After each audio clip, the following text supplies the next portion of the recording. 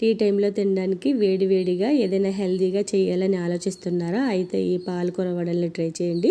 ఎంత బాగుంటాయంటే కప్పు గోధుమ పిండిలో ఈ పాలకూర వేసి ఎక్కువ డీప్ ఫ్రై లేకుండా కొద్దిగా ఆయిల్ వేసి చాలా ఈజీగా ప్రిపేర్ చేసుకోవచ్చు.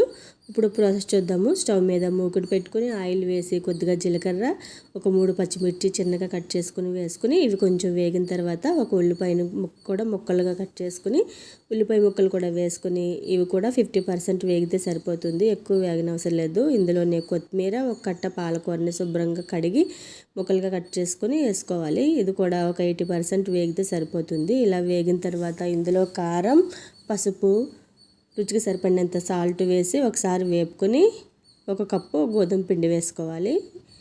గోధుమ పిండి వేసిన తర్వాత మంటని లో ఫ్లేమ్లో పెట్టుకుని 2 నిమిషాలు పచ్చివాసన పోయే వరకు దోరగా వేపుకోవాలి. ఇప్పుడు స్టవ్ ఆఫ్ చేసుకుని ఒక ప్లేట్లో వేసుకొని ఈ మిశ్రమం పూర్తిగా చల్లారిన తర్వాత కొద్దిగా వాటర్ వేసుకుంటూ చపాతీ ముద్ద కన్నా కొంచెం పలచగా కలుపుకోవాలి. ఈ విధంగా కలుపుకుని చేతులకి ఆయిల్ రాసుకుని వడల్లాగా ప్రిపేర్ చేసుకుని ఒక ప్లేట్లో పెట్టుకోవాలి. ఇప్పుడు స్టవ్ మీద మూకుడు పెట్టుకుని ఆయిల్ వేసి 3 స్పూన్లు ఆయిల్ అయితే సరిపోతుందండి. మనం డీప్ ఫ్రై చేయనవసరం లేదు. 3 స్పూన్లు ఆయిల్ వేసుకొని వడలన్నిటిని వేసుకుని ఒకవైపు ఎర్రగా వేగిన తర్వాత రెండో వైపు టర్న్ చేసుకుని అటు ఇటు మంచి గోల్డెన్ కలర్ వచ్చే వరకు వేపుకుంటే పైన క్రిప్సీగా లోపల సాఫ్ట్గా చాలా బాగుంటాయి. చాలా టేస్టీగా కూడా ఉంటాయి.